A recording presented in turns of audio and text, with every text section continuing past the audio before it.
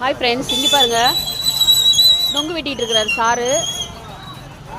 எதையாவது பாரு, ஊருக்கு இறங்கினோடனே நொங்கு வெட்டி கொடுக்குறத.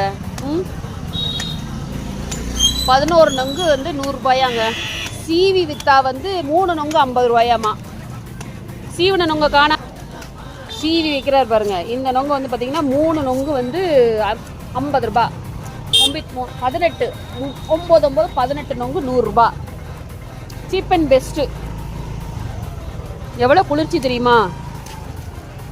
உடம்பு சூடாதாங்க இருக்கும். நொங்கு சாப்பிட்டா நார்மலுக்கு வரும், அவ்வளோதான். மறுபடியும் பாருங்க.